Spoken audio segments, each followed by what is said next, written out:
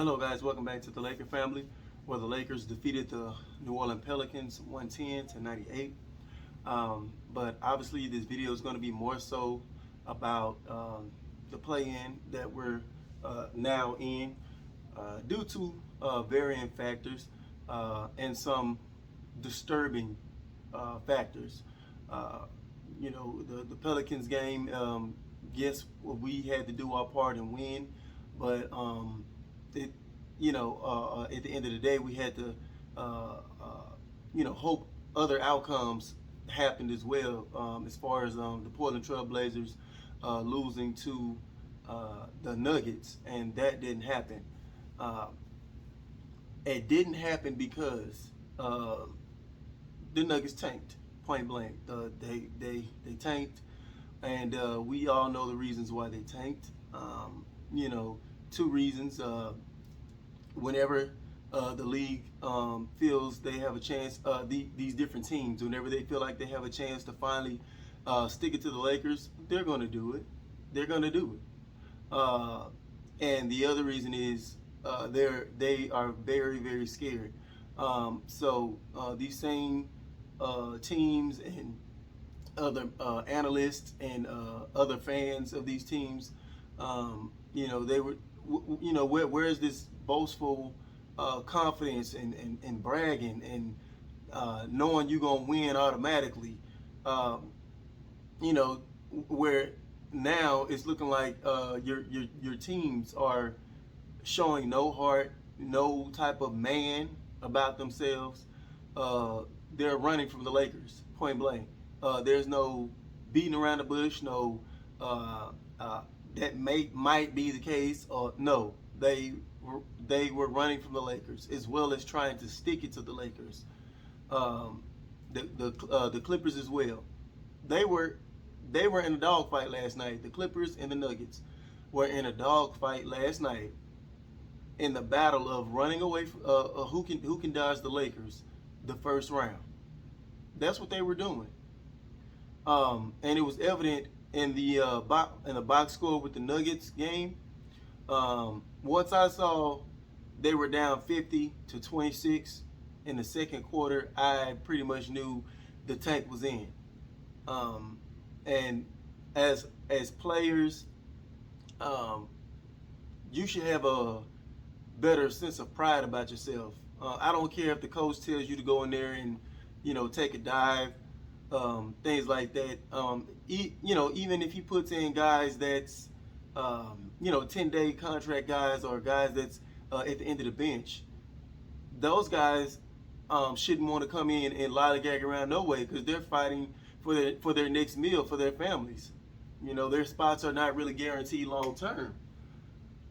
So the coaches as well, they should feel some level of cowardness with their type of thinking, and it's gonna look even worse that you're doing all this and then you still end up having to see the Lakers and get put out by the Lakers anyway. That's what's gonna make you look even worse. If I was the Lakers, I would use this to ignite me. I would use this to feel my anger. And yes, some of the reason why we're in this position anyway is a little bit of fault of our own. We had a lot of referees to blame this year, and we had a lot of injuries to blame this year. So it was a factor of all that stuff. But to top it off and have these teams try to kick you while you're down after you battled all this injuries and whatnot, teams trying to kick you while you're down, I would have some type of anger about myself going forward, and I will be taking no prisoners at all. So they have to come with that mentality. Point blank, it's us against the world. Never before have I seen teams, aligning themselves to, they're joining alliances and stuff like that to, just denounce one team like this. I've never seen that. And what happened last night kind of was similar to what happened in the NFL last season. I think the Eagles uh, made sure they took a dive, and it bounced the Giants out of the playoffs, and the Redskins ended up going, and there was a big uproar about that, and yes, you shouldn't put your hopes all on another team. But at the same time, you're taking a risk as that team taking a dive because people end up getting fired. People end up losing their jobs and can't take care of their families the same way behind stuff like that. The Eagles coach got fired. A lot of people got fired, doing stuff like that. So you have to be very careful. Um, it's different to me than tanking for like a number one draft pick or something. If you're trying to lose one or two games at the end for a draft pick, and that's going to be 10 years or 20 years life altering for your franchise, that is a little bit more understanding versus, oh, let me run away from this team. I'm going to take a dive and lose a couple of games because I'm scared of this team. And that's what the Nuggets and the Clippers did last night. No heart whatsoever, cowards. But everybody was still uplifting the Clippers as this so-called dominant team, like they were the ones to beat, all this other kind of stuff. If they were so confident and cocky, why are they taking dives? This is their second game in a row. They lost to the Thunder. How many times is that going to happen out of the year? Clippers losing to the Thunder. Come on now. How many times are you going to see a game where the Nuggets are down by 30 points to anybody? Even without Jamal Murray. How many times are you going to see the Nuggets down by 30 points? They took a dive. The only thing that we can look positively at is that LeBron James and Anthony Davis, they looked great.